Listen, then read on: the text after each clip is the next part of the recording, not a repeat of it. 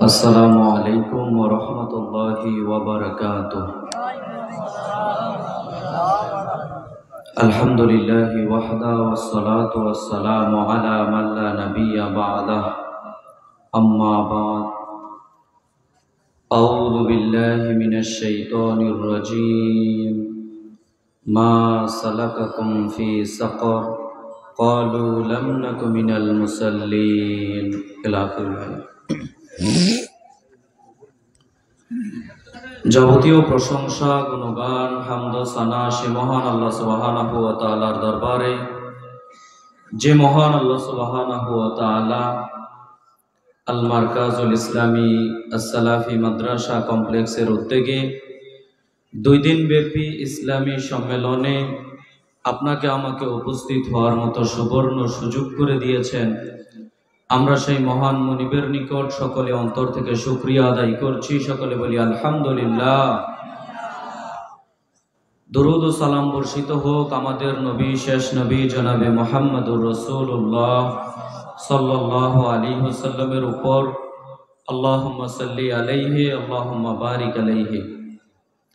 সম্মানিত দ্বীনি মুসলিম ভাই ও বোন, আজকের দ্বীনি বৈঠকে আমার সংক্ষিপ্ত সময়ে বক্তব্যের বিষয় সলাত বিষয়ে আলোচনা করতে গিয়ে আপনাদের সামনে আমি প্রথমে সলাতের গুরুত্ব নিয়ে সংক্ষিপ্ত আলোচনা করার চেষ্টা করব ইনশাআল্লাহ। এরপরে আপনাদের সামনে সলাত আদায়ের পদ্ধতি নিয়ে কিছু কথা বলার চেষ্টা করব ইনশাআল্লাহ।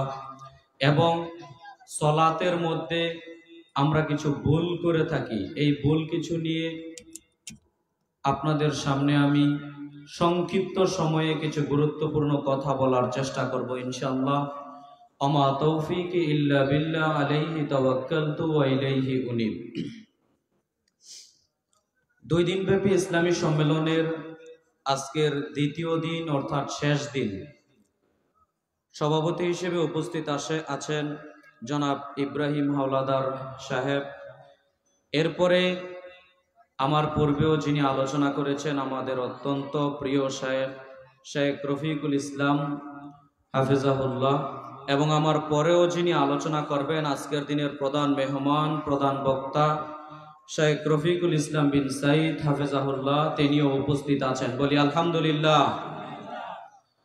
অতএব যেহেতু সবাই উপস্থিত, আপনারা যারা এখনো এদিক সেদিক ঘোরাঘুরি করছেন, আমি আপনাদেরকে আলোচনার শুরুতেই অনুরোধ জানাবো, আপনারা এই দ্বীনি মজলিসগুলোকে মূল্যায়নের চেষ্টা করেন। আমাদের এখানে কেউ কোরআন হাদিসের বাইরে আলোচনা করবে না ইনশাআল্লাহ। আর কোরআন হাদিসের বৈঠকগুলোকে মূল্যায়ন করতে হয়। আসলে আমি আমার প্রায় আলোচনাতে এই হাদিসটা বলি সংক্ষিপ্তভাবে, আমরা তো কোরআন হাদিসের বৈঠককে মূল্যায়ন করতে জানি না। কোরআন হাদিসের আলোচনাকে আমরা যথাযথভাবে মূল্যায়ন করতে জানি না। সাহাবায়ে কেরাম, তাবিগণ, তারা কোরআন হাদিসের জ্ঞান অর্জনের ব্যাপারে এত সতর্ক থাকতেন, তারা জ্ঞান অর্জন করতেন, এত দূর গিয়ে হলেও জ্ঞান অর্জন করতেন। তার একটা হাদিসের নমুনা আপনাকে আমি পেশ করি, তাহলে আপনি কিছুটা আঁচ করতে পারবেন। তাবি কাসির ইবনে কায়েস রাহিমাহুল্লাহ বলেন, আমি দামেস্ক শহরে আবু দারদা রাদিয়াল্লাহু তাআলা আনহুর নিকট আগমন করলাম। আমি শুনেছি আবু দারদা রাদিয়াল্লাহু তাআলা আনহু একটা হাদিস বর্ণনা করেন, যে হাদিসটা তিনি রাসূল থেকে বর্ণনা করেন। কোত্থেকে বর্ণনা করেন?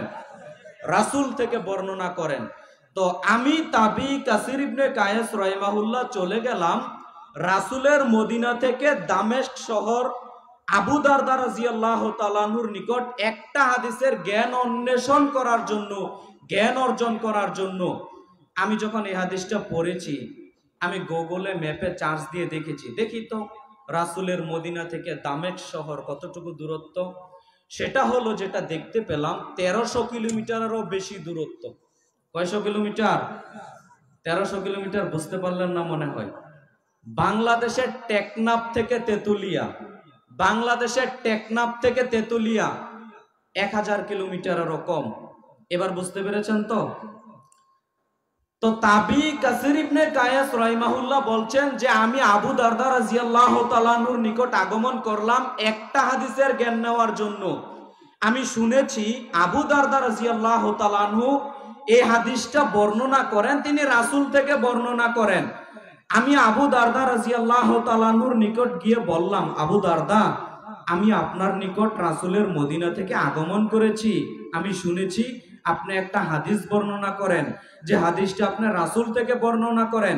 এই হাদিসের জ্ঞান নেওয়ার জন্য আমি আপনার নিকট আগমন করেছি। আবু দারদা, আপনি শুনেন, আমি দুনিয়াবি কোনো স্বার্থ হাসিলের জন্য আপনার নিকট আগমন করিনি।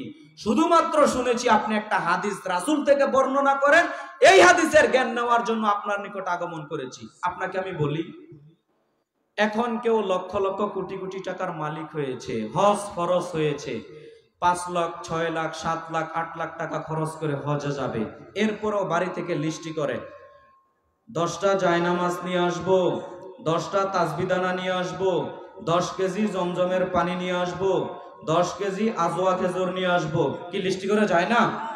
ফরজ হজ করতে যাবে, আনা যাবে না এই ফতোয়া আমি দিচ্ছি না, আপনি আনতে পারেন, সমস্যা নেই।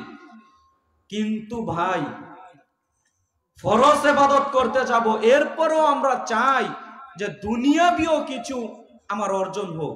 কি আমরা এটা চাই না?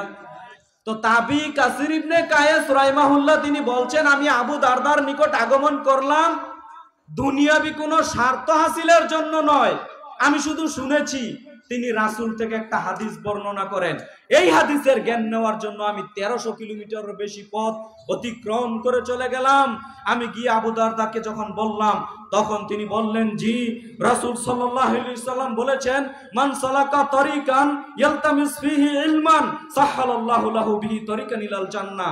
বিভিন্ন হাদিস গ্রন্থে হাদিসের রিওয়ায়াতটা বিভিন্নভাবে এসেছে। তিনি বলেন, রাসূল সাল্লাল্লাহু আলাইহি সাল্লাম বলেছেন, যে এই ব্যক্তি জ্ঞান অর্জনের পথ অনুসন্ধান করে, যে এই ব্যক্তি জ্ঞান অর্জনের পথ তালাশ করে, যে এই ব্যক্তি জ্ঞান অর্জনের পথ খুঁজে কোথায় গেলে কোরআন হাদিসের একটু জ্ঞান অর্জন করা যাবে, যে এই ব্যক্তি জ্ঞান অর্জনের পথ অনুসন্ধান করে, তালাশ করে, আল্লাহ সুবহানাহু ওয়া তাআলা তার জন্য জান্নাতের পথগুলোকে সহজ করে দেন।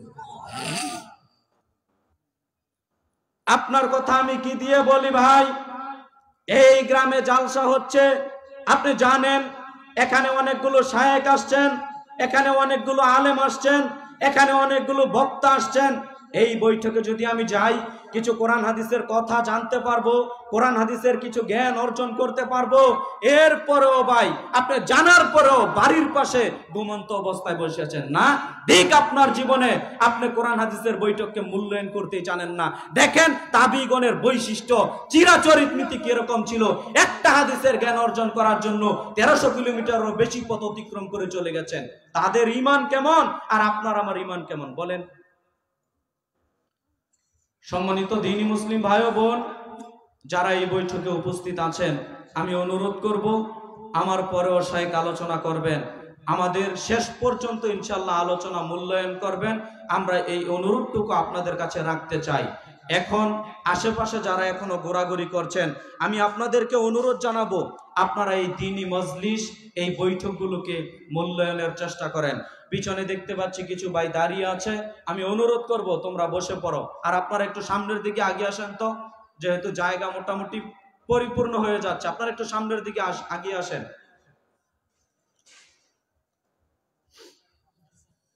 সম্মানিত দ্বীনি মুসলিম ভাই ও বোন, আমি আপনার সামনে যে বিষয়ে আলোচনা করব তা বললাম সালাত, নামাজ।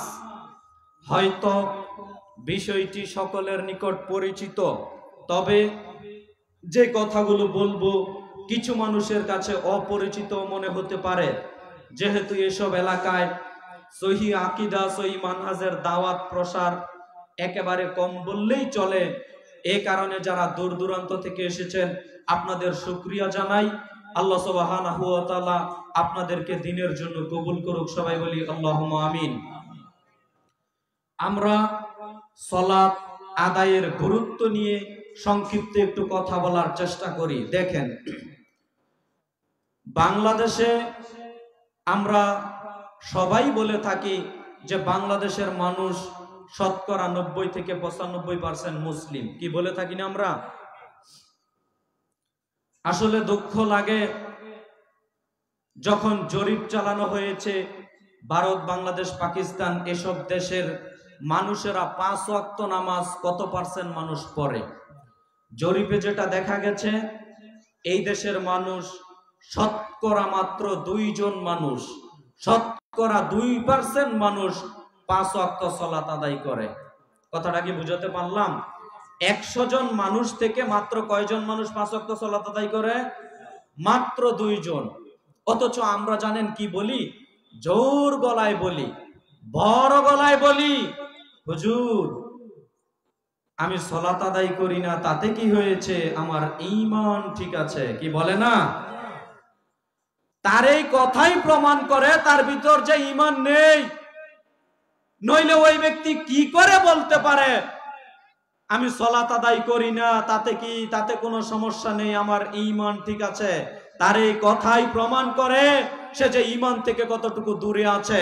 সম্মানিত দ্বীনি মুসলিম ভাই ও বোন, সালাত আদায় না করলে ঈমানদার থাকা যায় না, সালাত আদায় না করলে মুসলিম থাকা যায় না। আমি আপনার সামনে একাধিক প্রমাণ পেশ করার চেষ্টা করব, আপনি আমার দিকে এক খেয়ালে চেয়ে থাকার চেষ্টা করবেন। আপনি জোর গলায় বলেন, বড় গলায় বলেন, হুজুর সালাত আদায় না করলে কি হবে, আমি ঈমান, আমার ঈমান মজবুত আছে, আমার বাপ ছিল মুসলিম, আমার দাদা ছিল মুসলিম, আমার 14 পুরুষ মুসলিম, এরপরে আমি শুধু জুমার সালাত আদায় করি, আমি জান্নাতে যাব না? মানে জান্নাতে যাবে কে? কে বলেছে আপনি জান্নাতে যাবেন? অসম্ভব। আপনি যদি 5 ওয়াক্ত সালাত আদায় না করেন, আপনি যদি মুসল্লি হতে না পারেন, আপনি কশিনকালেও জান্নাতে যেতে পারবেন না। এইটা আমার বলা কথা নয়।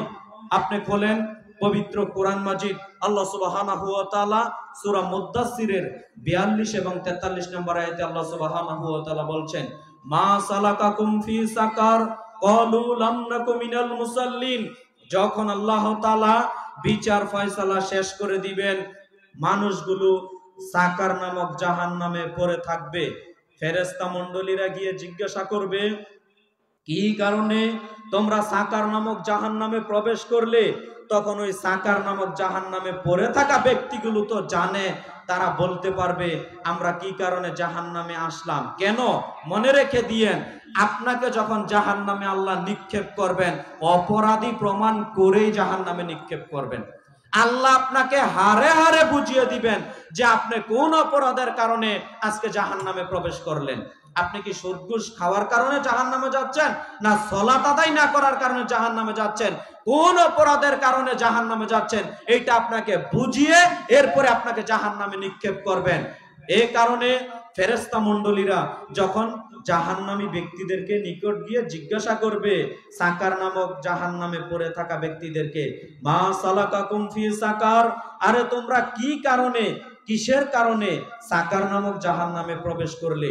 তো ওই ব্যক্তিরা তো জানবে, ওই ব্যক্তিরা তো বুঝতে পারবে কি কারণে সাকার নামক জাহান্নামে আজকে আমরা প্রবেশ করলাম। তখন তারা নিজেরা জবাবে বলবে, ক্বালু লাম নাকু মিনাল মুসাল্লিন, আমরা দুনিয়াতে মুসল্লি ছিলাম না, সালাত আদায় করতাম না।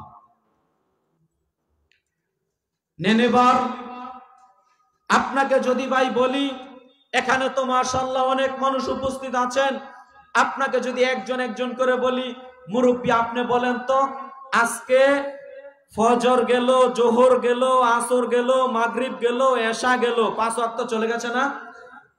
এই 5 ওয়াক্ত সালাতের মধ্যে কয় ওয়াক্ত আদায় করেছেন? বলবে হুজুর 3 ওয়াক্ত আদায় করেছি। তো পাশের মানুষ আপনি বলেন তো আজকে 5 ওয়াক্ত নামাজের মধ্যে কয় ওয়াক্ত নামাজ আদায় করেছেন? বলবে হুজুর 2 ওয়াক্ত আদায় করেছি। আপনি বলেন পাশের মানুষ কয় ওয়াক্ত আদায় করেছেন? হুজুর 4 ওয়াক্ত আদায় করেছি। আপনি বলেন 1 ওয়াক্ত আদায় করিনি। এটাই তো জবাব আসবে এই মাঠ থেকে, কি বলেন? বলেন আপনি মুসল্লি হতে পারলেন কিনা? আল্লাহ সুবহানাহু ওয়া তাআলা কোরআন মাজিদে বলছেন, যারা মুসল্লি হতে পারবে না, যারা সালাত আদায় করবে না, তারা জাহান্নামে যাবে। আমার বলা কথা নয়, আমার বলা কথা নয়। আপনি যদি সালাত আদায় না করেন, আপনি যদি নামাজ না পড়েন, তাহলে অবশ্যই অবশ্যই আপনাকে আল্লাহ তাআলা জাহান্নামে নিক্ষেপ করবেন, ওই দিন আপনি কিছু করতে পারবেন না।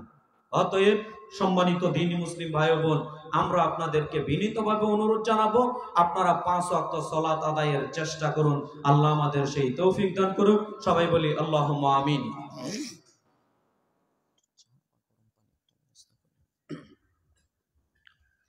এরপরে আপনাকে আমি বলি, পবিত্র কোরআন মাজিদ খোলেন। কোরআন মাজিদের 30তম সূরা, সূরা রুম 31 নম্বর আয়াত। আল্লাহ সুবহানাহু ওয়া তাআলা বলছেন, ওয়া আকিমুস সালাত, পৃথিবীর মানুষ তোমরা সালাত আদায় করো, ওয়ালা তাকুনু মিনাল মুশরিকিন, তোমরা মুশরিকদের অন্তর্ভুক্ত হয়ো না। সম্মানিত দ্বীনি মুসলিম ভাই ও বোন, সূরা রুম আয়াত নম্বর 31 আল্লাহ তাআলা পৃথিবীর মানুষকে লক্ষ্য করে বলছেন, পৃথিবীর মানুষ, ওয়া আকিমুস সালাত, তোমরা সালাত আদায় করো, ওয়ালা তাকুনু মিনাল মুশরিকিন, তোমরা মুশরিকদের অন্তর্ভুক্ত হয়ো না।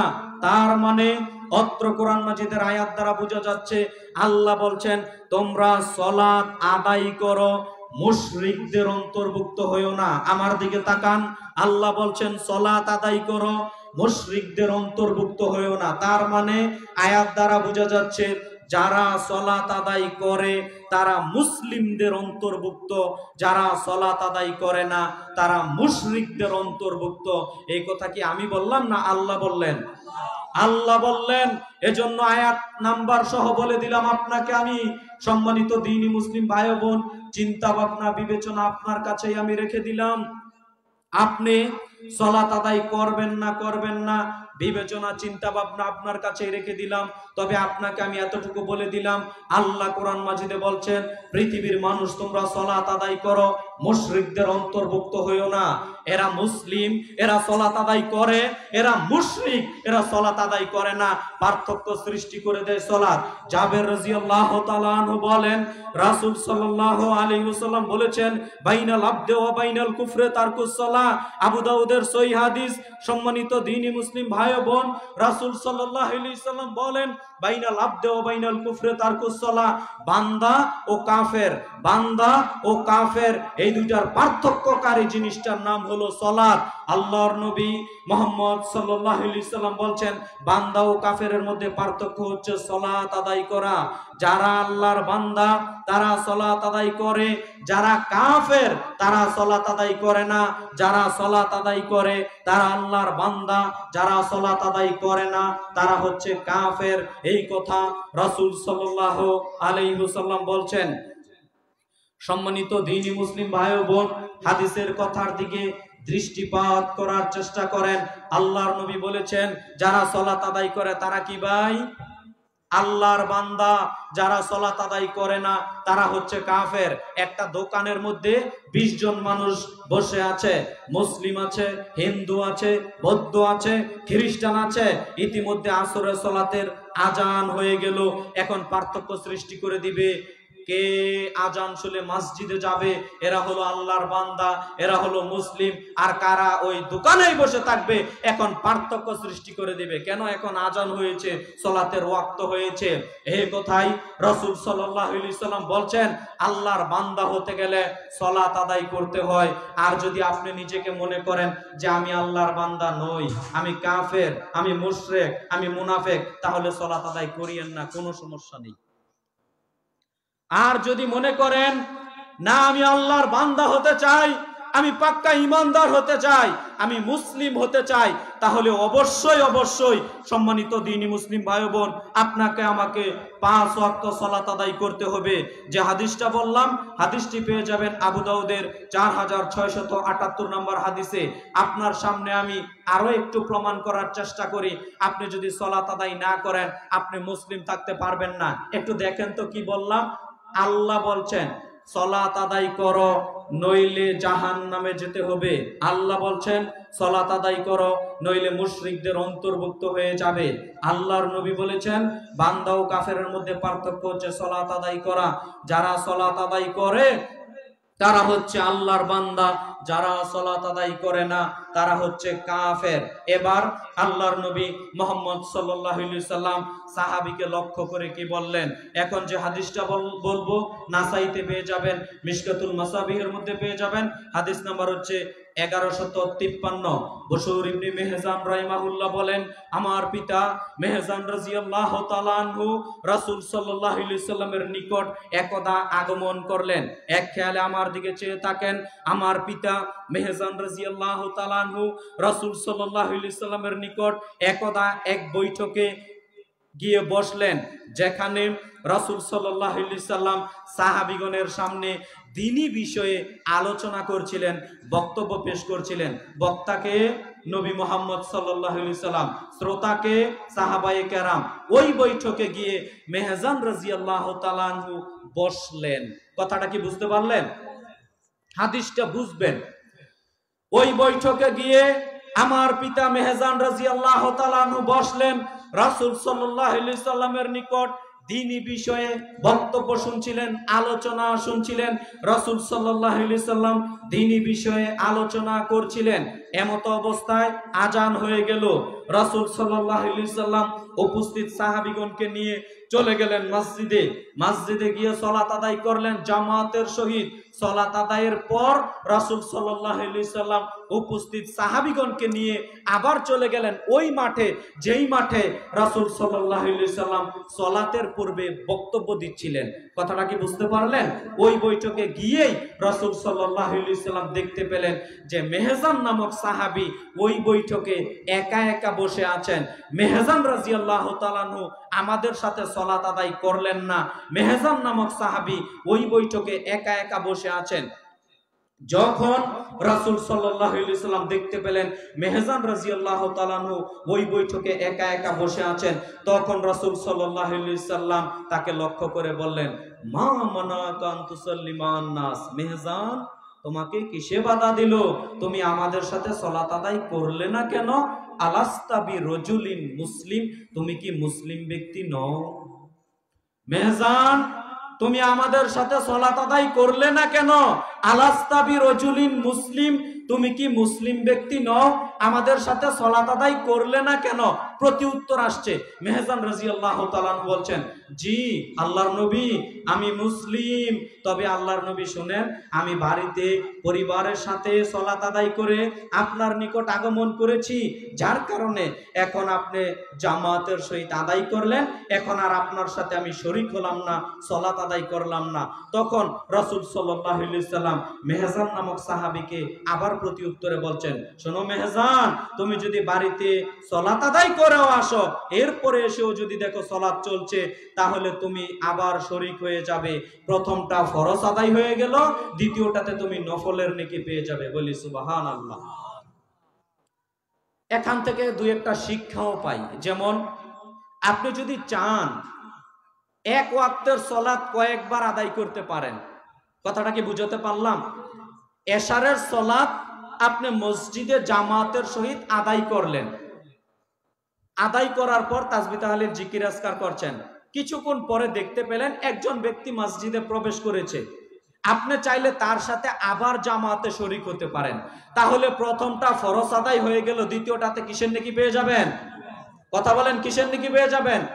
নফলের নেকি পেয়ে যাবেন। আরেকটা মাসালা এই হাদিস থেকে পাই, সেটা হলো আপনি ওয়াক্ত হয়ে গেলে মসজিদে যদি আজান নাও হয়, তারপরেও আপনি সালাত আদায় করতে পারবেন। কথাটা বুঝাতে পারলাম? ওয়াক্ত হয়ে গেছে, মসজিদে আজান হয়নি, যে কোনো সমস্যার কারণে আমরা তো আজানের জন্য অপেক্ষা করি না? ওয়াক্ত হয়ে গেলে আপনি সালাত আদায় করে নিতে পারবেন, কোনো সমস্যা নেই। সম্মানিত দ্বীনি মুসলিম ভাই বোন, এই হাদিসটা বলা আমার এই দুইটা মূল উদ্দেশ্য নয়, এই দুইটা শিক্ষা মূল উদ্দেশ্য নয়। মূল উদ্দেশ্য কি? আমি হাদিসের আবার মধ্যখানে চলে যাই। দেখেন, রাসূল সাল্লাল্লাহু আলাইহি ওয়াসাল্লামের একজন বিশিষ্ট সাহাবী নাম হচ্ছেন মেহজান রাদিয়াল্লাহু তাআলা আনহু। তিনি আল্লাহর নবী মুহাম্মদ সাল্লাল্লাহু আলাইহি সাল্লামের নিকট এসে বক্তব্য শুনছিলেন, দ্বীনি বিষয়ে আলোচনা শুনছিলেন। অন্যান্য সাহাবায়ে কেরামও আছে। এখন আজান হয়ে গেল, নবী মুহাম্মদ সাল্লাল্লাহু আলাইহি সাল্লাম উপস্থিত সাহাবীগণকে নিয়ে মসজিদে চলে গেলেন, জামাতে সালাত আদায় করলেন। জামাতে সালাত আদায়ের পর নবী মুহাম্মদ সাল্লাল্লাহু আলাইহি সাল্লাম মুসল্লিদের দিকে তাকিয়ে দেখছেন যে সবাই সালাত আদায় করলো, কিন্তু মেহজান সালাত আদায় করলো না। মেহজান কোথায়? আবার পুনরায় ওই বৈঠকে চলে গেলেন, আবার বক্তব্য দিবেন নবী সাল্লাল্লাহু আলাইহি সাল্লাম। ওই বৈঠকে গিয়ে দেখতে পেয়েছেন যে মেহজান নামক সাহাবী একা একা ওই বৈঠকে বসে আছেন। কথাটা কি বুঝতে পারলেন? তখন রাসূল সাল্লাল্লাহু আলাইহি সাল্লাম বলেন, মা মানাকা আন তুসাল্লিমা আন-নাস, মেহজান তোমাকে কিসে বাধা দিল, তুমি সালাত আদায় করলে না কেন? এটা হলো প্রথম বাক্য।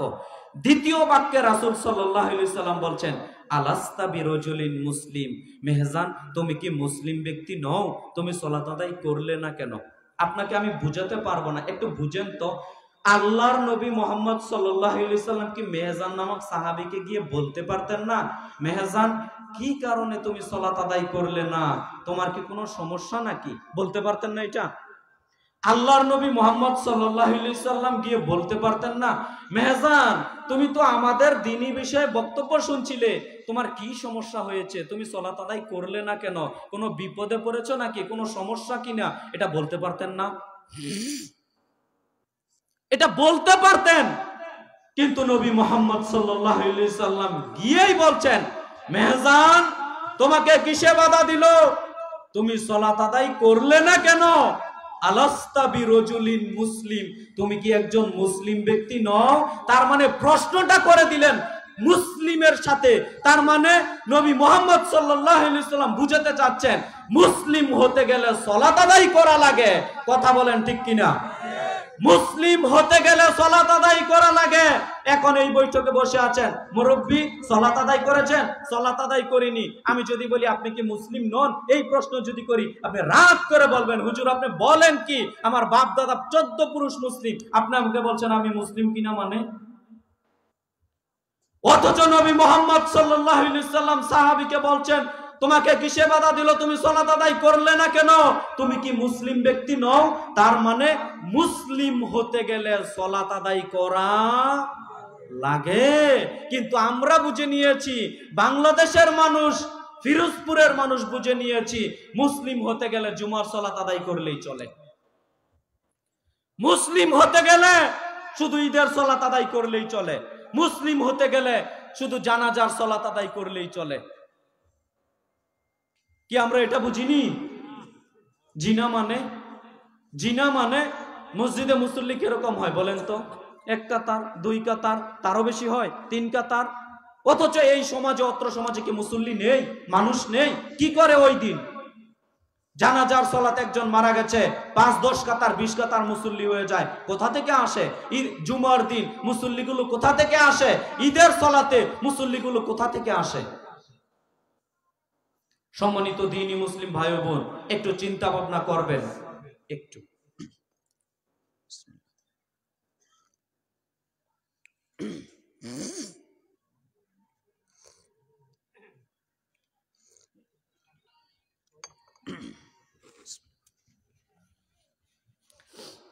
সম্মানিত দ্বীনি মুসলিম ভাই ও বোন, আপনার সামনে আমি সালাতের গুরুত্ব নিয়ে কথা বলছিলাম।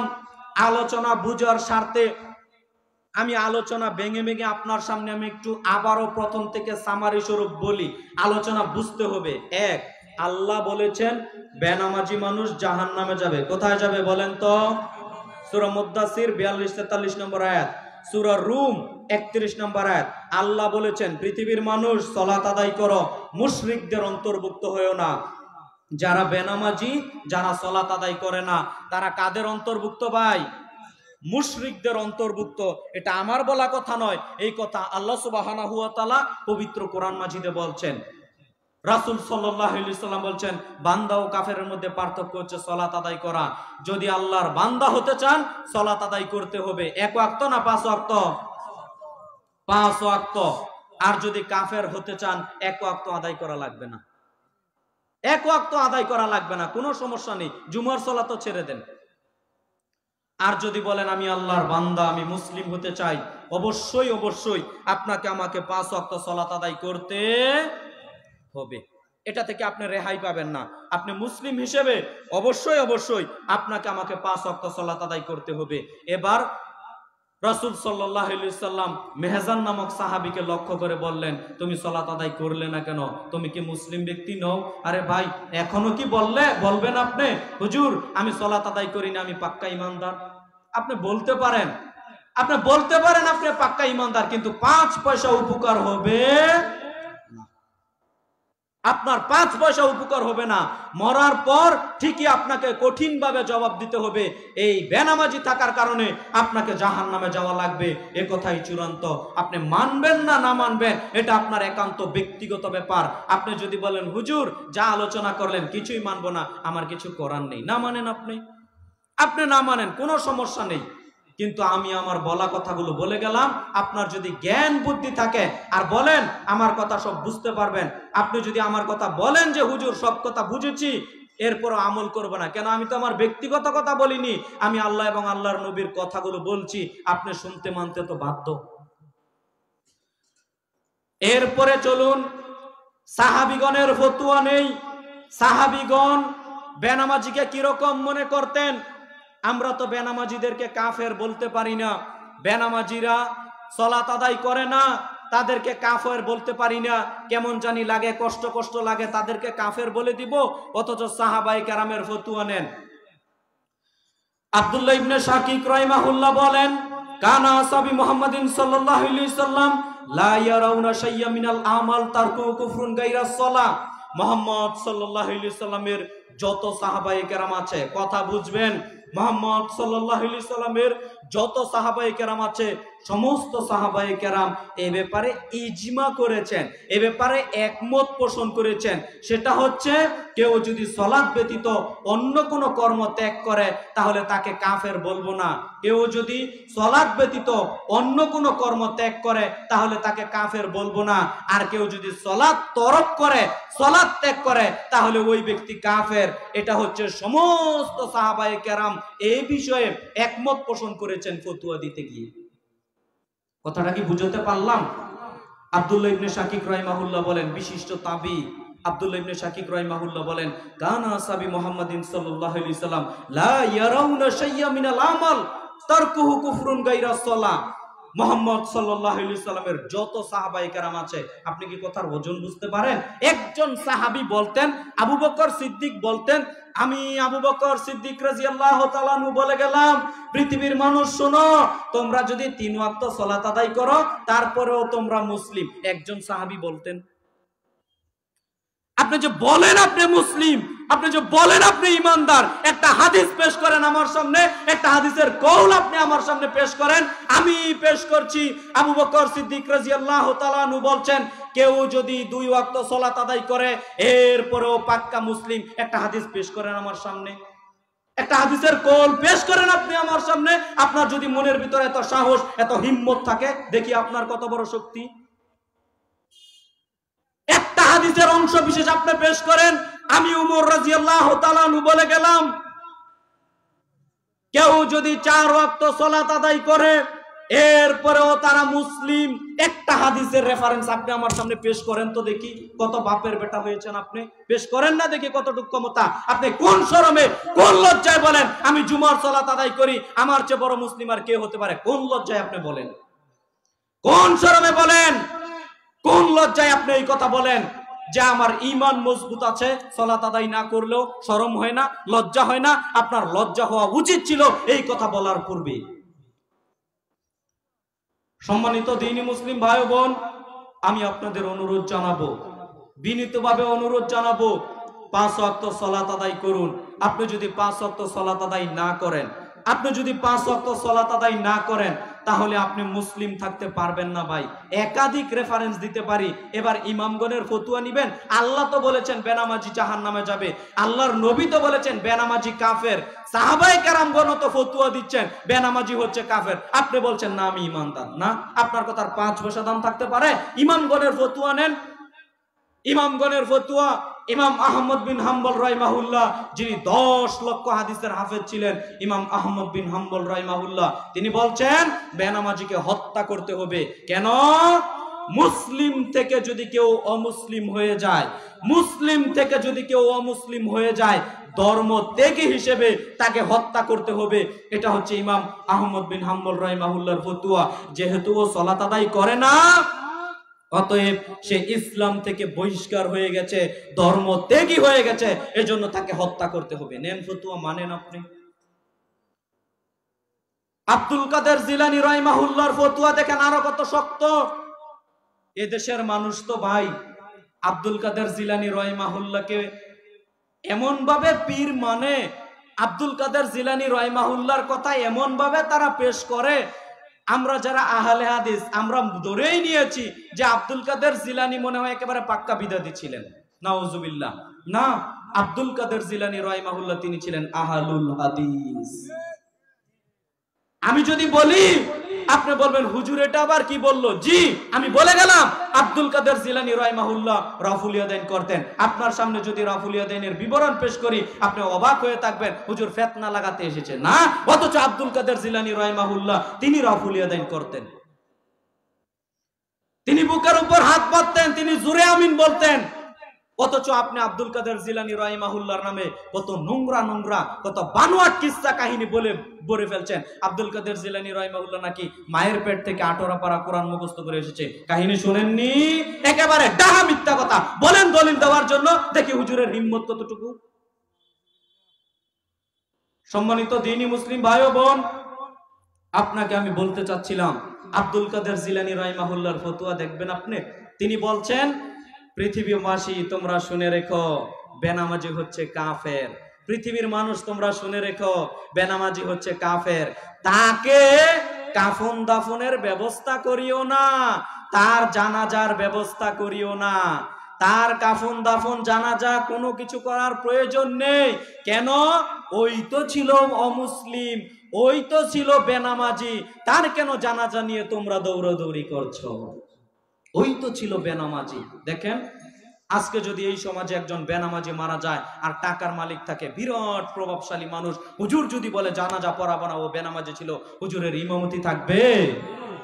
ইমামতি নিয়ে টানাটানি করবেন আপনারাই। বলবেন হুজুর বেতন দেই আমরা, ইমামতির করেন আমাদের, অতএব আপনি জানাজা পড়াবেন না মানে?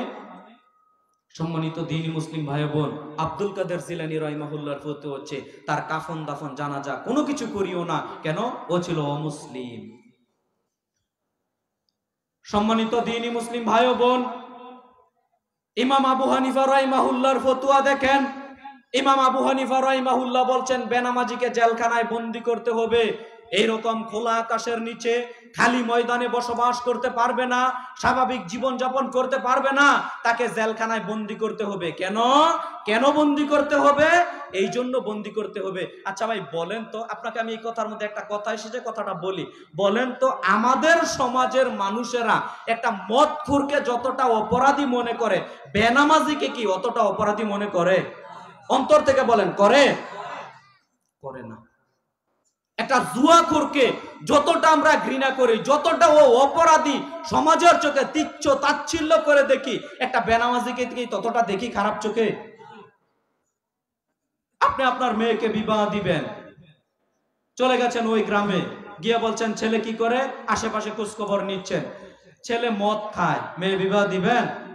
আরে বলে কি, মদখোরের সাথে মেয়ে বিবাহ দিব? আরেক জায়গাতে গেলেন, ছেলে জুয়া খেলেন, মেয়েকে বিবাহ দিবেন? আরে বলে কি, ছেলে জুয়া খায়, ওইখানে মেয়েকে বিবাহ দিব? আরেক জায়গাতে গেলেন, সব ঠিক আছে কিন্তু নামাজ পড়ে না, আরে এটা কোনো সমস্যা না, এখানে মেয়ে বিবাহ দেওয়া যায়। কি বলেন? সমাজের বাস্তব চিত্র এটা নয়? সম্মানিত দ্বীনি মুসলিম ভাই বোন, সালাত ত্যাগ করাকে, নামাজ না পড়াকে, সালাত ত্যাগ করাকে, নামাজ না পড়াকে একেবারে হালকা চোখে আপনি আমি দেখি, একেবারে হালকা চোখে দেখি। অথচ মদ পান করা যত গুনাহগার, জুয়া খেলায় অংশগ্রহণ করলে ও যত গুনাহগার, তার চেয়ে কয়েক গুণ বেশি গুনাহগার যে ব্যক্তি বেনামাজি, যে ব্যক্তি সালাত ত্যাগ করে, সালাত আদায় করে না, ও হচ্ছে তার চেয়ে বড় গুনাহগার। এটা আমরা মনেই করি না। আমরা যদি মনে করতাম সত্য সত্যই বেনামাজি এত বড় গুনাহগার, বেনামাজি এত বড় অপরাধী, তাহলে সমাজের চোখে আর চোখে দেখতাম বেনামাজি কাফের হয়ে গেছে, মুনাফিক হয়ে গেছে। এটা আমরা মনেই করি না। তাই তো দাদা হজ করে চলে এসেছে, ঠিক ঠিক করে সুন্দর মতো মসজিদে চলে আসে, কিন্তু নিজের ছেলেকে একবারও সালাত আদায়ের কথা বলে না, নিজের নাতিকে সালাত আদায়ের কথা একবারও বলে না। অথচ আপনি মুরব্বী মানুষ, মসজিদে চলে এসেছেন সালাত আদায়ের জন্য, আপনি যুবক ভাই মসজিদে চলে এসেছেন সালাত আদায়ের জন্য, আপনি বুঝেন সালাতের গুরুত্ব, আপনি সালাত আদায় করতে চলে এসেছেন, কিন্তু আপনার ছেলেকে, আপনার অধীনস্থ জনগণকে একবারও বলেন না সালাতে যাওয়ার জন্য। রাসূল সাল্লাল্লাহু আলাইহি সাল্লাম কি বলেছেন? মুরুস সাবিয়া বিস সালাত ইজা বালাগা সাবা সিনিনা ওয়া ইজা বালাগা আশারা সিনিনা ফাজরিবুহু আলাইহা। আল্লাহর নবী মুহাম্মদ সাল্লাল্লাহু আলাইহি সাল্লাম বলেন, পৃথিবীর অভিভাবকগণ শোনো, তোমার সন্তানের বয়স যখন 7 বছর হয়ে যাবে, তখন তুমি তোমার সন্তানকে সালাতের নির্দেশ প্রদান করো। নির্দেশ প্রদান করি আপনি আমি না। আল্লাহর নবী মুহাম্মদ সাল্লাল্লাহু আলাইহি সাল্লাম পরের বাক্যে বলছেন, শোনো, তোমার সন্তানের বয়স যখন 10-এ উপনীত হয়ে যাবে, তোমার সন্তানের বয়স যখন 10 হয়ে যাবে, এরপরেও যদি সালাত আদায় না করে ফাজরিবুহু আলাইহা, এরপরে তোমরা তাকে প্রহার করো, পিটাও, পিটিয়ে মসজিদে নিয়ে যাও। ও সালাত আদায় করে না কেন? বলেন, আপনি কয়দিন আপনার সন্তানকে পিটিয়েছেন নামাজ না পড়ার কারণে? বলতে পারেন আপনি? মুরব্বী, আপনাকে বলছি, আপনি 5 ওয়াক্ত সালাত আদায় করেন, মাশাআল্লাহ, সাধুবাদ জানাই আপনাকে। আপনার ছেলে 1 ওয়াক্ত সালাত আদায় করে না, আপনার ছেলে সালাত আদায় করে না, আপনি আপনার ছেলেকে প্রহার করেছেন, পিটিয়েছেন, জীবনে ঘটেছে? জিন্দেগিতে ঘটেছে আপনার জীবনে? অথচ আল্লাহর নবী তো নির্দেশ প্রদান করেছেন, মুরুস সাবিয়া বিস সালাত ইজা বালাগা সাবা সিনিনা ওয়া ইজা বালাগা আশারা সিনিনা ফাজরিবুহু আলাইহা। তোমার সন্তানের বয়স 7-এ উপনীত হয়ে গেলে সালাতের নির্দেশ প্রদান করো। আব্বু, তোমার বয়স 7, তুমি সালাত আদায় করো। আম্মু, তোমার বয়স 8, তুমি সালাত আদায় করো। আব্বু, তোমার বয়স 9, তুমি সালাত আদায় করো। আম্মু, তোমার বয়স 10, তুমি সালাত আদায় করো। সালাত আদায় করলো না, আল্লাহর নবী বলেছেন 10-এ উপনীত হয়েছে, তোমরা তাকে প্রহার করো, পিটাও। আমি আপনাদেরকে বিনীতভাবে অনুরোধ জানাবো, সম্মানিত দ্বীনী মুসলিম ভাই বোন যারা এখানে উপস্থিত হয়েছেন, যারা বেনামাজি, যারা সালাত আদায় করে না, আর আমরা যারা সালাত আদায় করি, তাদেরকে নামাজি বানানোর দায়িত্ব কাদের বলেন তো? যারা আমরা নামাজ পড়ি, আমাদেরই তো দায়িত্ব তাদেরকে দাওয়াত দেওয়া, তাদেরকে আহ্বান করা। আমরা কি করি? বলেন, আমরা করি? সম্মানিত দ্বীনী মুসলিম ভাই বোন, এই যে কোরআন মাজিদটা আপনি দেখতে পাচ্ছেন না, এই কোরআন মাজিদে আল্লাহ সুবহানাহু ওয়া তাআলা 114টি সূরা অবতীর্ণ করলেন, 6236টি আয়াত অবতীর্ণ করলেন, নাজিল করলেন। এতগুলো আয়াতের মধ্য থেকে আল্লাহ সুবহানাহু ওয়া তাআলা যদি একবার বলতেন, ওয়াকিমুস সালাত, পৃথিবীর মানুষ তোমরা সালাত কায়েম করো, সালাত আদায় করো, বলেন তো আপনি আমি মুসলিম হিসেবে কি 5 ওয়াক্ত সালাত আদায় করা আপনার উপর ফরজ হয়ে যেত না? 5 ওয়াক্ত সালাত আদায় করতে হতো। আল্লাহ যদি একবার বলতেন, আল্লাহ কেন 82 বার বললেন? কেন 82 বার বললেন? ভাই, আপনাকে আমি কি বাক্য বলে বুঝাতে পারি? একজন ছেলেকে বললাম, এই ছেলে তুমি একটু দাঁড়াও তো, এই ছেলে দাঁড়ালো না। আবার বললাম, এই ছেলে তুমি একটু দাঁড়াও তো, ছেলেটা দাঁড়াচ্ছে না। আবার বললাম, এই ছেলে তুমি একটু দাঁড়াও তো। কয়েকবার বলার পরও যদি না দাঁড়ায়, আপনারা সবাই বলবেন, এই ছেলে তোমাকে হুজুর বলছে দাঁড়ানোর জন্য, তুমি দাঁড়াচ্ছ না কেন? বলবেন না? কি বলবেন না? আল্লাহ যে বারংবার আপনাকে বলছেন, আব্দুর রহমান সালাত আদায় করো, আব্দুর রহমান সালাত আদায় করো, আব্দুর রহমান সালাত আদায় করো, আব্দুর রহমান সালাত আদায় করো, আব্দুর রহমান সালাত আদায় করো, বলতে আছেন 82 বার বলে ফেলেছেন, এরপরও আপনি সালাত আদায় করেন না। আপনি কেমন মুসলমান? এটা আপনি বলেন, আমাকে বলতে হবে না, এটা আপনি বলেন। অথচ আপনাকে আমি সালাতের গুরুত্ব কি দিয়ে বুঝাতে পারি? রাসূল সাল্লাল্লাহু আলাইহি সাল্লামের যুগে যারা মুনাফিক ছিল, রাসূল সাল্লাল্লাহু আলাইহি সাল্লামের যুগে যারা পাক্কা পাক্কা মুনাফিক ছিল, একেবারে নবী মুহাম্মদ সাল্লাল্লাহু আলাইহি সাল্লাম জানতে পেরেছেন, আল্লাহ ওহী নাযিল করে দিয়েছেন এরা হচ্ছে মুনাফিক, তারাও রাসূলের পিছনে এসে সালাত আদায় করত। আপনি জানেন? তারাও রাসূলের পিছনে এসে জামাতে সালাত আদায় করত, অথচ তারা মুনাফিক ছিল, পাক্কা পাক্কা মুনাফিক। অথচ আমরা বলি হুজুর আমরা পাক্কা ইমানদার, আমরা মুসলিম। আপনি বলেন কেমন মুসলিম? আমাকে বলতে হবে না, আপনি বলেন কেমন মুসলিম? অথচ রাসূলের যুগে যারা পাক্কা পাক্কা মুনাফিক ছিল, মুনাফিক কথা কি বুঝতে পারেন নাকি? যারা মুনাফিক ছিল তারাও রাসূলের পিছনে এসে কি করতো ভাই? সালাত আদায় করতো। অথচ আমরা বলি পাক্কা ইমানদার, আমরা মুসলিম, অথচ জুমার দিন ছাড়া মসজিদে খুঁজে পাওয়া যায় না। কেমন মুসলমান এটা আপনি বলেন? সাহাবায়ে কেরাম তো এমনি ফতোয়া দেননি, নবী মুহাম্মদ সাল্লাল্লাহু আলাইহি ওয়াসাল্লাম তো এমনি বলে যাননি বান্দা ও কাফেরের মধ্যে পার্থক্য সৃষ্টি করে দেয় সালাত। সম্মানিত দ্বীনি মুসলিম ভাই ও বোন, বেনামাজি থাকেন, জাহান্নামে যাবেন আর বলা লাগবে না কাউকে। সালাত আদায় করিয়েন না, জাহান্নামে যাবেন, কাউকে বলা লাগবে না। আচ্ছা ভাই বলেন তো, আমার কি লাভ এই কথাগুলো বলার? আমি ফিরোজপুর নারায়ণগঞ্জ থেকে সকালে রওনা দিয়েছি, আপনাদের ফিরোজপুরে এসেছি। এখানে এসে যদি আপনাদেরকে বলি ফিরোজপুরের মানুষ, আমাদের ভাই মাদ্রাসা চালাচ্ছেন, এই মাদ্রাসারও অনেক উপকার হবে, যারা এসেছেন সবাই একেবারে পাক্কা ইমানদার, একেবারে জান্নাতে চলে যাবেন, আমার লাভটা হবে কি? কিয়ামতের মাঠে যদি আপনি দেখেন আমি নামাজ না পড়ার কারণে আমাকে জাহান্নামে যাওয়া লাগবে, লাভটা হবে কি ভাই বলেন? আপনার একটা ইমানদার বানিয়ে আমার লাভটা হবে কি আপনি বলেন? আপনারা বসে পড়েন। সম্মানিত দ্বীনি মুসলিম ভাই ও বোন, আপনাদের আমি বলবো সচেতন ও সতর্ক থাকার চেষ্টা করেন, সতর্ক সাবধান থাকার চেষ্টা করেন। মুসলিম নিজে পরিচয় দিবেন অথচ সালাত আদায় করবেন না, এমনটা যেন আপনার জীবনে না ঘটে। মুসলিম সালাত আদায় করবেন না, এমনটা যেন আপনার জীবনে না ঘটে। আমি অনুরোধ জানাবো আজকের পর থেকে ইনশাআল্লাহ আমরা সবাই 5 ওয়াক্ত সালাত আদায় করব। রাজি আছি তো ইনশাআল্লাহ? কে কে রাজি আছে একটু হাত তোলেন তো। ওই যে পিছনের মানুষ হাত তোলে না সবাই, কি হাত নামান। আল্লাহ আমাদের সবাইকে এখন থেকে 5 ওয়াক্ত সালাত আদায় করার তৌফিক দান করুক, সবাই বলি আল্লাহুম্মা আমিন। এখানে কয়েকটা কথা বলি, এই কথাগুলো খুব গুরুত্বপূর্ণ। এখানে ভলান্টিয়ার থাকেন কয়েকজন, পরিবেশ সুন্দর রাখতে হবে সব সময়। সবাইকে বসে দেন, আমাদের শায়েখ চলে আসবেন এখন ইনশাআল্লাহ, আলোচনা শুনতে পারবেন মন ভরে। সম্মানিত দ্বীনি মুসলিম ভাই ও বোন, আমি আপনাদের সামনে এখন যে কথাগুলো বলবো এই কথাগুলো একটু মূল্যায়নের চেষ্টা করবেন। দেখেন, আমরা হয়তো বলতে পারবো যে হুজুর আপনার বক্তব্য শুনলাম, এতদিন সালাত আদায় করতাম না, এখন থেকে সালাত আদায় করব। দেখবেন মাঝে মধ্যেই এইদিকে তাকান মুরব্বী,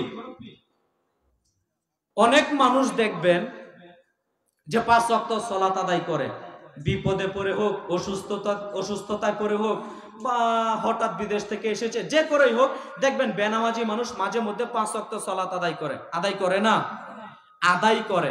তখন কিছু মানুষ আছে টিটকারি মারা, বুঝেন তো, জীবনে নামাজ পড়ে না, এখন এসেছে নামাজ পড়তে, করে না, এই ধরনের হাসি তামাশা করে না। আপনি এই ধরনের যদি হাসি তামাশা করেন, আপনি কত বড় মুনাফিক, আপনি নিজের চিন্তা নিজে করিয়েন।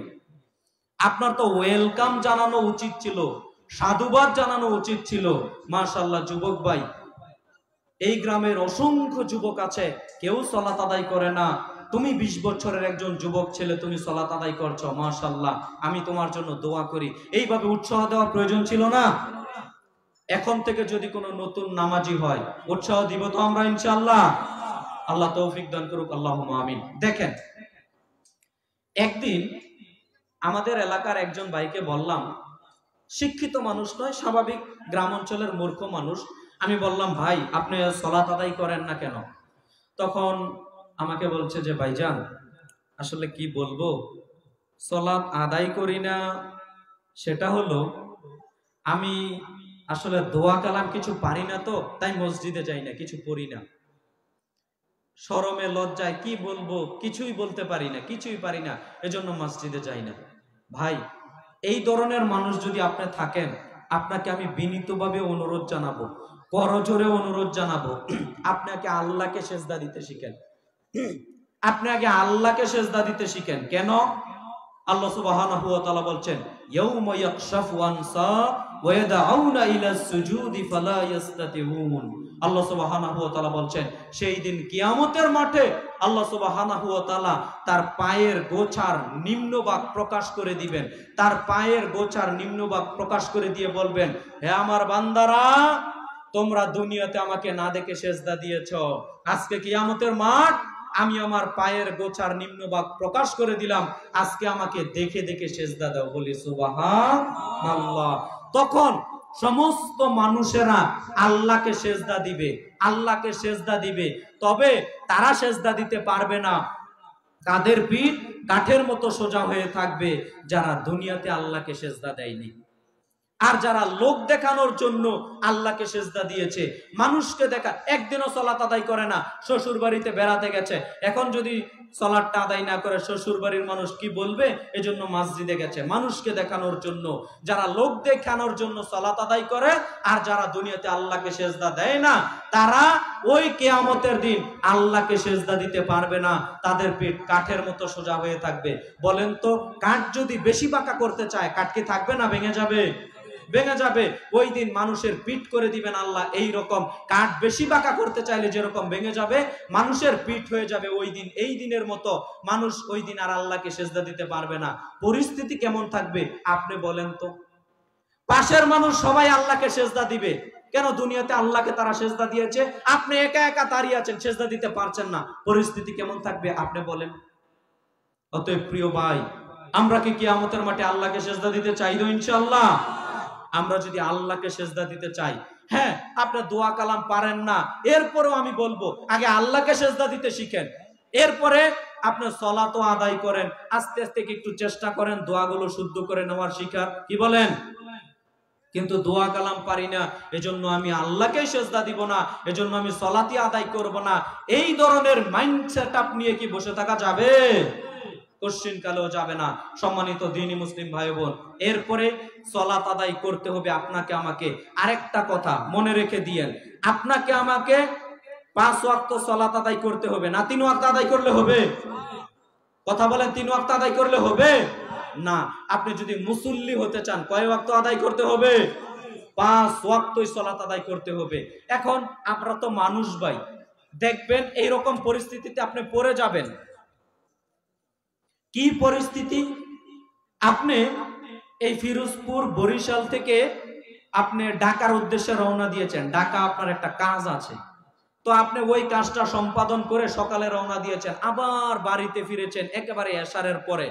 জোহর গেল, আসর গেল, মাগরিব গেল, এশা গেল, 4 ওয়াক্ত সালাত ছুটে গেল, 1 ওয়াক্ত আপনি আদায় করতে পারলেন না। পরিস্থিতি হয়ে ওঠেনি, পরিস্থিতি ওইরকম হয়ে ওঠেনি, আপনি আদায় করতে পারলেন না। এখন এশারের সময় আপনি বাড়িতে ফিরলেন, আপনি 5 ওয়াক্ত সালাত আদায় করেন। এখন বাড়িতে ফিরে ভাবলেন যে হুজুর কি বলি, কি করি, 4 ওয়াক্ত সালাত তো জমা পড়ে আছে, এখন কষ্ট হচ্ছে, এখন কি আর এই সালাত গুলো আদায় করবো? যা, আজকে দিন গেছে গেছে, আগামীকাল থেকে 5 ওয়াক্ত সালাত আদায় করব। আপনারা অধিকাংশ মানুষ দেখবেন এইরকম চিন্তা নিয়ে বসে থাকে না ভাই? এইরকম চিন্তা, এইরকম মাইন্ডসেট আপ কখনো চিন্তা ভাবনা নিজের ভিতর আনবেন না। তার কারণ হলো, আপনি যদি বলেন আজকে 4 ওয়াক্ত গেল, কালকে থেকে 5 ওয়াক্ত আদায় করব, অচিরেই আপনি দেখতে পাবেন যে আরেকদিন 1 ওয়াক্ত ছেড়ে দিবেন, আরেকদিন 3 ওয়াক্ত ছেড়ে দিবেন, আরেকদিন এইভাবে ছাড়তে ছাড়তে একেবারে বেনামাজি হয়ে যাবে। এজন্য যদি কোনোদিন বিপদেও পড়ে যান, সমস্যার সম্মুখীন হয়ে যান, বাড়িতে ফিরে এসে জোহর, আসর, মাগরিব, এশা সিরিয়াল মোতাবেক অন্তত ফরজগুলো আদায় করে নেবেন। কথাটা কি বুঝাতে পারলাম? সুন্নতগুলো যদি আদায় না করেন আপনি কাফের হয়ে যাবেন, আপনার গুনাহ হবে? গুনাহ হবে না। এইগুলো অতিরিক্ত নেকি অর্জনের মাধ্যম, সুন্নত নফল। কিন্তু আপনি যদি মুসলমানগিরি টিকাতে চান, আপনি যদি আল্লাহর বান্দা হয়ে বেঁচে থাকতে চান, অবশ্যই ফরজগুলো আপনাকে আদায় করতে হবে। জোহরের সালাত কয় রাকাত? জি, 4 রাকাত। কয় রাকাত? এখন মানুষ মনে করে জোহরের সালাত আদায় করব 12 রাকাত। বাপরে বাপ, এত রাকাত সালাত কি করে আদায় করব? যা, সালাতই আদায় করব না। আছে না এই ধরনের কোয়ালিটির মানুষ? এখন আপনি ঢাকাতে গেছেন, জোহরের সালাত 12 রাকাত তো জানেন, 10 রাকাত তো জানেন, 10 রাকাত 12 রাকাত আদায় করব, এত সময়ই তো পাবো না, যা, সালাতই আদায় করব না। এই মাইন্ডসেট আপনিও বসে থাকিয়েন না। কি করবেন? আপনি বিপদে পড়েছেন, অন্তত ফরজটা আদায় করেন। কথা বুঝাতে পারলাম? ওই মুহূর্তে আপনি ফরজটা আদায় করলে আল্লাহ সুবহানাহু ওয়া তাআলা আপনাকে, আপনি যদি বাড়িতে সব সময় সুন্নত নফল আদায় করে থাকেন, ওই মুহূর্তে আপনাকে আল্লাহ সুবহানাহু ওয়া তাআলা সুন্নতের নেকি দিয়ে দিবেন। বলি সুবহানাল্লাহ। কেন? হাদিসে এসেছে দুই শ্রেণীর মানুষকে আল্লাহ পূর্ণ নেকি দিয়ে থাকেন, সফরকারী ব্যক্তি আর রোগী ব্যক্তিকে। সফরকারী ব্যক্তিকে আর রোগী ব্যক্তিকে। আপনি প্রতিদিন সুন্নত নফল আদায় করেন ফরজের পাশাপাশি, এখন আপনি অসুস্থ হয়েছেন, এখন আপনি যদি শুধু ফরজগুলো আদায় করেন, তাহলে ওই যে প্রতিদিন সুন্নত নফলগুলো আদায় করেন, এখন শুধু ফরজ আদায়ের কারণে প্রতিদিনের সুন্নত নফল নেকিরও নেকি আল্লাহ সুবহানাহু ওয়া তাআলা আজকেও আপনাকে দিয়ে দিবেন। বলি সুবহানাল্লাহ। সম্মানিত দ্বীনি মুসলিম ভাই ও বোন, যেই কথাগুলো বললাম প্রত্যেকটা কথা জেনে বুঝে আমল করার চেষ্টা করবেন। কোনো কথা যদি অস্পষ্ট থাকে, জানার ভুল থাকে, তাহলে আমাদের শায়েখরা আছে, তাদেরকে প্রশ্ন করে জিজ্ঞাসা করে এরপরে আমল করার চেষ্টা করবেন। রাজি আছি তো ইনশাআল্লাহ? আল্লাহ তৌফিক দান করুক, আল্লাহুম্মা আমিন। এরপরে সম্মানিত দ্বীনি মুসলিম ভাই বোন, বক্তা আসার আগ পর্যন্ত আরো কিছু কথা আগিয়ে নেই। দেখেন, আপনি আমরা সালাত আদায় করব, এটা আমরা চিন্তা ভাবনা করলাম। এখন মসজিদে আজান হয়েছে, আজান হচ্ছে, এখন আপনার আমার করণীয় কি বলেন তো? মসজিদে আজান হয়েছে, এখন করণীয় হচ্ছে মুয়াজ্জিন যেই কথাগুলো বলবে, যে বাক্যগুলো বলবে, এই বাক্যের জবাবগুলো আপনাকেও দিতে হবে। কথাটা কি বুঝাতে পারলাম? রাসূল সাল্লাল্লাহু আলাইহি সাল্লাম বলেছেন, শোনো পৃথিবীর মানুষ, যখন আজান দিবে মুয়াজ্জিন, তখন মুয়াজ্জিন যা বলবে, মুয়াজ্জিনের সাথে সাথে তোমরাও মুয়াজ্জিনের বলা বাক্যগুলো বলো। মুয়াজ্জিন যখন বলবে আল্লাহু আকবার আল্লাহু আকবার, তোমরাও বলো আল্লাহু আকবার আল্লাহু আকবার। মুয়াজ্জিন যে বাক্যগুলো বলবে, তোমরাও অনুরূপ বাক্যগুলো বলো। অতঃপর তোমরা দুরুদে ইব্রাহিম পাঠ করো। কেন? রাসূল সাল্লাল্লাহু আলাইহি ওয়াসাল্লাম বলেন, মান সাল্লা আলাইহি ওয়াহিদান সাল্লাল্লাহু আলাইহি আশারা। কেউ যদি আমার প্রতি একবার দুরূদ পাঠ করে, নবী মুহাম্মদ সাল্লাল্লাহু আলাইহি ওয়াসাল্লাম বলেন, আল্লাহ তার প্রতি 10 বার রহমত নাজিল করেন। বলি সুবহানাল্লাহ। সম্মানিত দ্বীনি মুসলিম ভাই বোন, অতঃপর দুরূদ পাঠ করার পর আপনি আজানের পর যে দোয়াটা আছে, আল্লাহুম্মা রাব্বা হাযিহিদ দাওয়াতিত তাম্মা ওয়াস সালাতিল কায়িমা আতি মুহাম্মাদানিল ওয়াসিলাতা ওয়াল ফাজিলা ওয়া বা'আসহু মাকামান মাহমুদানিল্লাযী ওয়া'আতা। এই দোয়াটা পড়বেন। এই দোয়াটা পড়লে আপনার কি নেকি হবে? তাহলে নবী মুহাম্মদ সাল্লাল্লাহু আলাইহি সাল্লাম বলছেন, তাহলে আপনি যদি এই আমলটা প্রতিনিয়ত করেন, নবী সাল্লাল্লাহু আলাইহি সাল্লাম বলেন, তার জন্য আমার সুপারিশ করা কিয়ামতের দিন ওয়াজিব হয়ে যাবে। বলি সুবহানাল্লাহ। আবার বলি আমলের কথাটা। এক, মুয়াজ্জিন যখন আজান দিবে, মুয়াজ্জিনের সাথে সাথে ওই বাক্যগুলো আপনাকেও বলতে হবে। কথাটা বুঝাতে পারলাম? মুয়াজ্জিন যেইগুলো বলবে, অনুরূপ বাক্য আপনাকেও বলতে হবে। আমরা আমাদের নীতি, আমরা তো আজানের জবাব দেওয়ার চেষ্টা করি না, অথচ সাহাবায়ে কেরামের আমল, পরস্পর দুইজন ব্যক্তি কথা বলছেন, এখন আজান হচ্ছে, কথা বলা ছেড়ে দিতেন, আজানের জবাব দিতেন। এই আমল আছে আপনার আমার মধ্যে? নেই। এই আমল করার চেষ্টা করবেন। এরপরে আজানের বাক্যগুলো বলার পর কি বলবেন বলেন তো?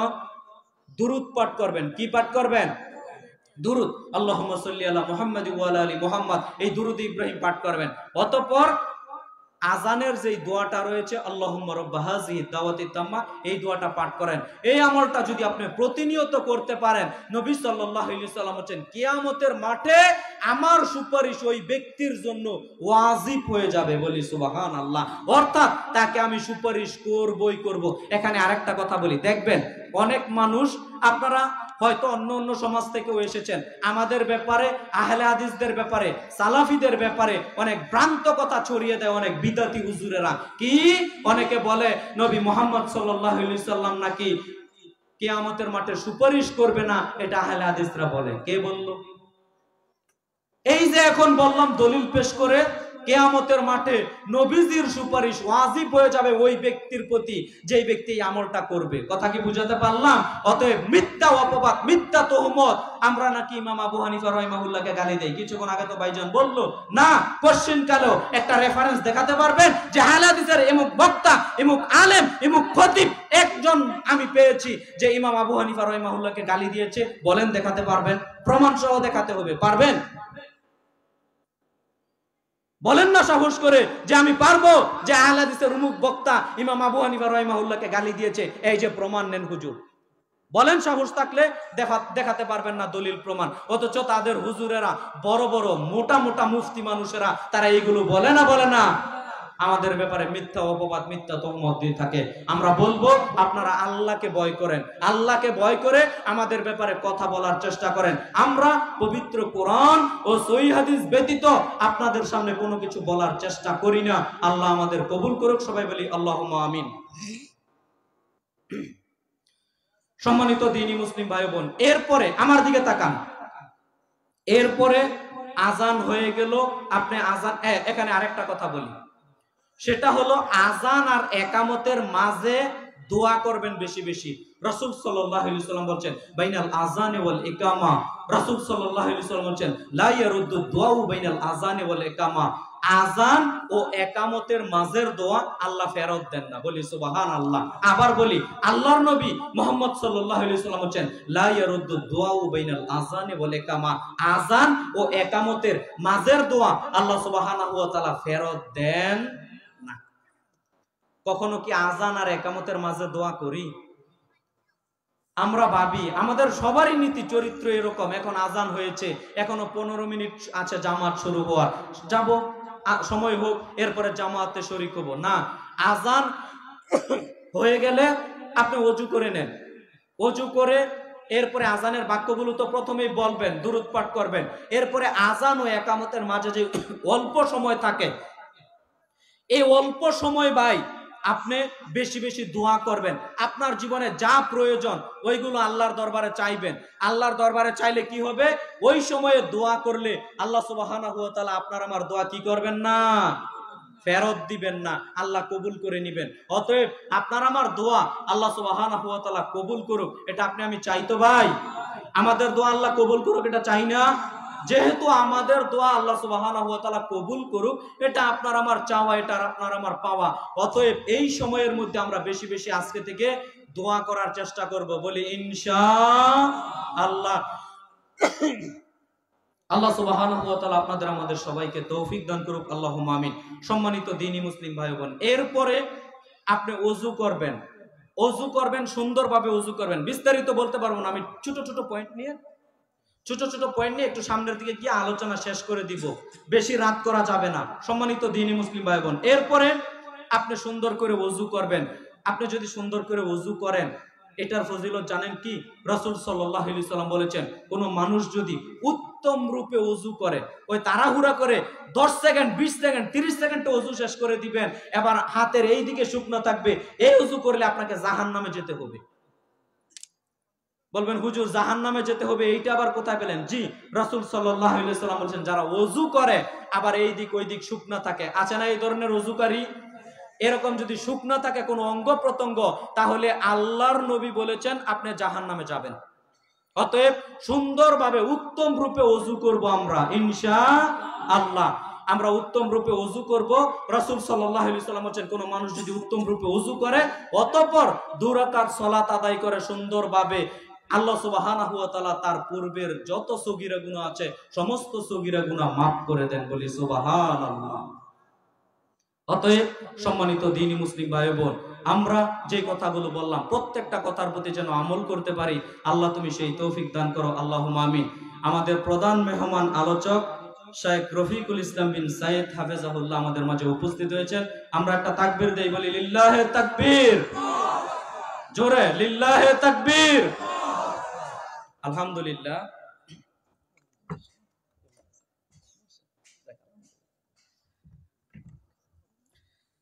তো আলহামদুলিল্লাহ, আমি আর কথা লম্বা করব না, রাত গভীর হয়ে যাবে, আমাদের শেখ আলোচনা করবেন।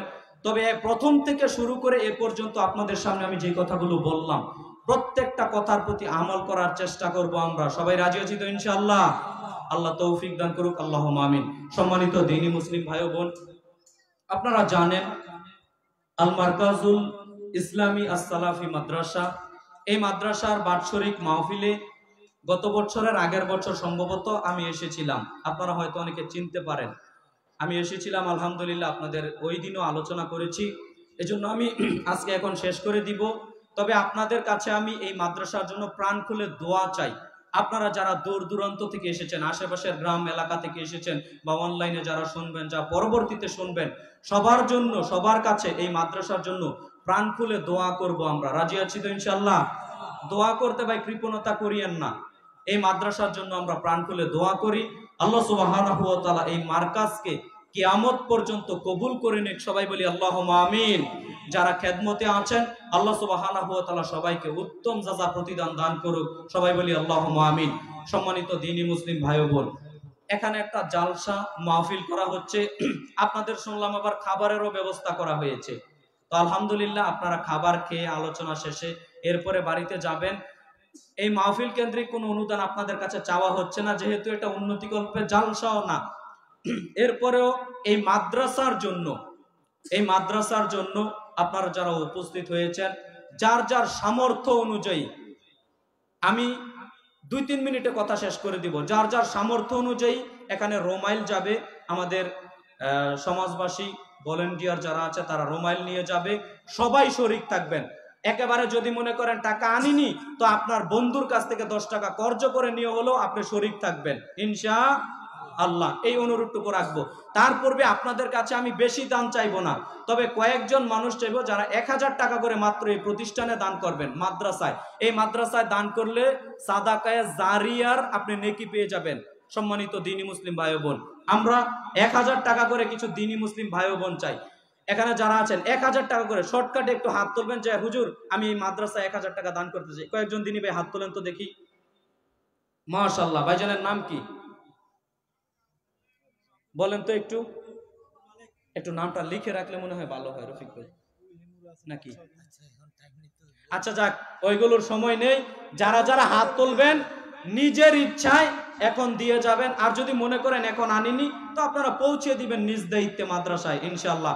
হ্যাঁ, একজন ভাই এদিকে, একজন কে যেন মুরব্বী, মাশাআল্লাহ 2 জন হয়ে গেল। আর কয়েকজন 1000 টাকা, এই যে মাশাআল্লাহ আরেকজন মুরব্বী, 3 জন হয়ে গেল। আর কয়েকজন হাত তোলেন। 1000 টাকা, মাশাআল্লাহ আরেকজন, 4 জন হয়ে গেল। আর কয়েকজন 1000 টাকা, বেশি তো ওই 50,000 1 লাখ থেকে তো শুরু করিনি, 1000 টাকা করে মাত্র চাইলাম। 4 জন হলো। আরেকজন, মাশাআল্লাহ আলহামদুলিল্লাহ 5 জন। আরেকজন তোলেন হাত তোলেন, 1000 টাকা মাত্র, মাশাআল্লাহ আলহামদুলিল্লাহ যুবক ভাই। তো আলহামদুলিল্লাহ 6 জন হয়ে গেল। আরেকজন তোলেন। কই মানুষ কই? তোলেন দেখি, 10 জন মিলুক অন্তত। এই দিক থেকে বলেন, আর 2-1 জন এই দিক থেকে। 1000 টাকাই তো বলেন। 6 জন হলো। আর 4 জন এই দিক থেকে বলবেন কেউ? পিছন দিক থেকে? এই যে মাশাআল্লাহ আলহামদুলিল্লাহ আরেকজন পেয়ে গেলাম। 7 জন ভাই। আরেকজন বলেন। আচ্ছা মাশাআল্লাহ মুরব্বী চাচা, আল্লাহ বরকত দান করুক, আল্লাহুম্মা আমিন। 8 জন। আরেকজন? আর 2 জন মাত্র। দেখি হাত তোলেন। এতগুলো মানুষ থেকে 10 জন মিলাতে পারছি না, ব্যাপার কি? আর 2 জন বলেন নইলে মাইক ছাড়বো না। কি ব্যাপার? আর 2 জন, মাশাআল্লাহ আলহামদুলিল্লাহ, আল্লাহ বরকত দান করুক মুরব্বী চাচা। 9 জন। আরেকজন সর্বশেষ কে বলেন? আরে ভাই, এ তো আমারও লাভ হবে না, আপনি মাদ্রাসায় দিচ্ছেন, আপনারই লাভ হবে। বলেন আরেকজন।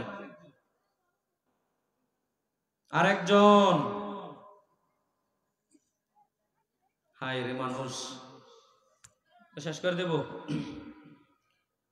একজন মানুষ নেই, বলেন মুরব্বী একজন বলে দেন না। 1000 টাকা মাত্র, মাশাআল্লাহ ছোট ভাই, আল্লাহ কবুল করুক। সবাই বলি আল্লাহুম্মা আমিন। আল্লাহ যারা সহযোগিতা করেছেন, পূর্বেও যারা সহযোগিতা করেছেন, এখনো যারা করেছেন, পরবর্তীতে যারা করবেন, মাশাআল্লাহ 11 জন হয়ে গেল। তাহলে 15 মিলান দেখি, হবেন? আরেকজন বলেন তাহলে। 11 হলো, 11 বেজোর। পিছন দিক থেকে, পিছনে অনেক মানুষ কিন্তু হাত তুলছে না, কি ব্যাপার? হাত তোলেন। কই বেজর রেখে দেব? জি আপনি বলেন, আমরা তো এমনি উঁচুতে আছি, কি বলেন? যুবক ভাই আপনি দিয়ে দেন, কি বলেন? বলে দেব? কি বলবেন না? ওই ভাই, যেই ভাই আমাকে বললো। আরে হুজুররা তো আপনাদের কি ধারণা হুজুররা দান করে না? হুজুররা দান করে, কিন্তু গোপনে করে বেশিরভাগ। তো এখন যদি বলি যে গোপনে দান করেন, কেউ তো করবেন না, এজন্য হাত তোলাচ্ছি। তো যাক, আলহামদুলিল্লাহ, আমি শেষ করে দিচ্ছি। রুমাইল পাঠান, রুমাইল পাঠান, একটু রুমাইল নিয়ে যান তো, 1 মিনিটে শেষ, রুমাইল নিয়ে যান। সবাই শরীক থাকবেন। সোহাগ ভাই ওঠেন, মাদ্রাসার ছাত্র ভাই, ওঠো ওঠো ওঠো, দেরি করার প্রয়োজন নেই।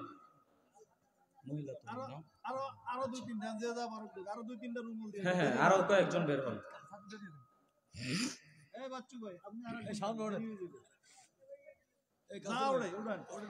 100, 200, 500, 1000 দিয়ে দেন গোপনে। যারা গোপনে দান করবেন এখন করতে পারেন, আমিও দেখবো না, কেউ দেখবে না। 1000 টাকার নোট দিয়ে দেন কয়েকটা, ইনশাআল্লাহ, আল্লাহ কবুল করুক। তো যাক, আলহামদুলিল্লাহ, আরেকটা অনুরোধ করব, কেউ উঠবেন না। আমাদের প্রধান মেহমান শায়েখ আলহামদুলিল্লাহ অত্যন্ত গুরুত্বপূর্ণ আলোচনা করবেন। আপনারা সবাই মনোযোগ সহকারে প্রথম থেকে শেষ পর্যন্ত শুনবেন। আল্লাহ কবুল করুক, আল্লাহুম্মা আমিন। তো এই কথাগুলো বলে আমি আমার পক্ষ থেকে আলোচনা শেষ করে দিচ্ছি। ওয়া আখির দাওয়ানা আনিল হামদুলিল্লাহি রাব্বিল আলামিন। আমার জন্য দোয়া করবেন, আমিও আপনাদের সবার জন্য দোয়া করি। আসসালামু আলাইকুম ওয়া রাহমাতুল্লাহি ওয়া বারাকাতুহু। আলহামদুলিল্লাহ, মাশাআল্লাহ, জাযাকুমুল্লাহ খাইরান।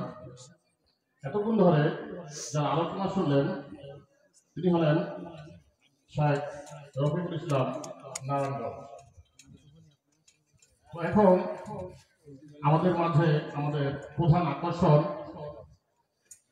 বিশিষ্ট মিডিয়া ব্যক্তিত্ব, আলোচক পরিচালক, সহিহ সুন্নাহ মিডিয়া, ইসলামী দাওয়াত সেন্টার, ঢাকা, শাইখ রফিকুল ইসলাম বিন সাইদ।